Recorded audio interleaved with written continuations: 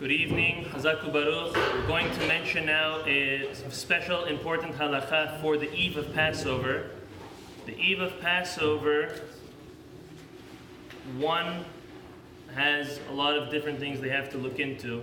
However, Chachamim, according to the letter of the law, said one is not allowed to eat Matza on the eve of Passover. The reason for this law is in order to make an obvious difference from any matzah that we eat, whether it's matzah or crackers and bread, to the matzah that we eat this year, Friday night, and also Saturday night, on the Pesach Seder.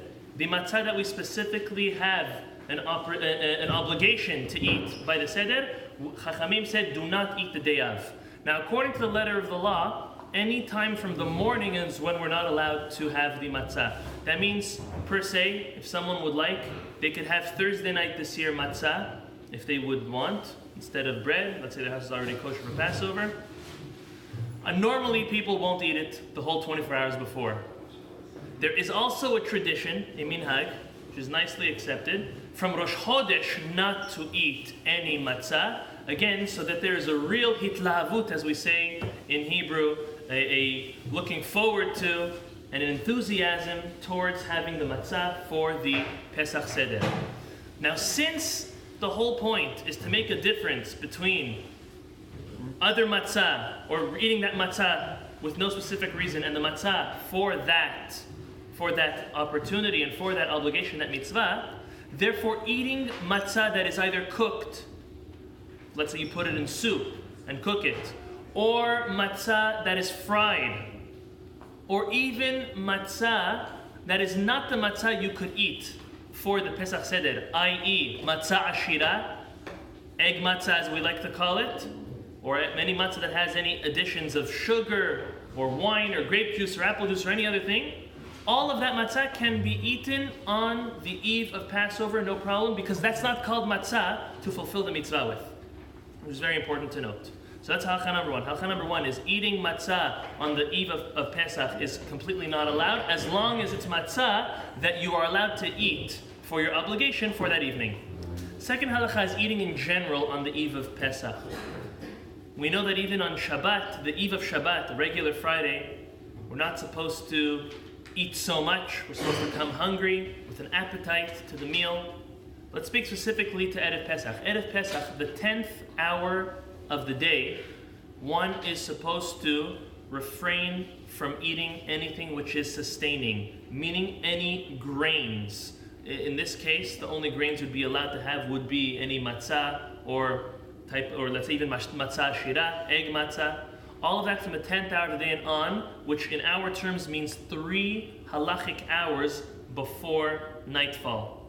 So let's just say, for argument's sake, it's anywhere between 4:30 and 5. I don't know exactly the right time. But from that time and on, we should not be eating anything that fills us up, because we're taken away from our appetite for the Seder.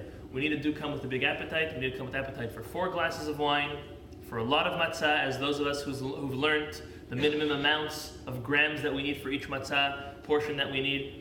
So we need to come with an appetite, not only being enthusiastic for the matzah, as we won't eat it either for 2 weeks or for 1 day before, but also physically that we have room to take in all of that.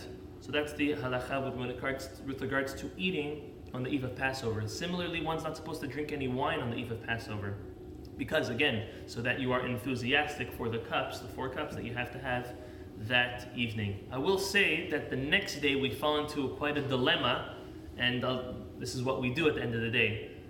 Saturday night we're also doing the Seder, and we're gonna have in that Seder 4 cups of wine, many kazait of matzah, 3, 4, 5, as we learned the different opinions and the difference who and what. But when is Seudah Shlishit taking place? Is Seudah Shlishit taking place 4:35 p.m., if not later? And so it is. So since it's already the second day of the Chag, which is still very important, but also since we have a mitzvah to eat Seudah Shlishit, it would be ideal to do Seudat Shlishit. Let's say if we did an early mincha at 2 o'clock, and then we did Seudat Shlishit at 2:30. That would be the best, but it's kind of hard. It's very hard to get people to come back and forth and back and forth.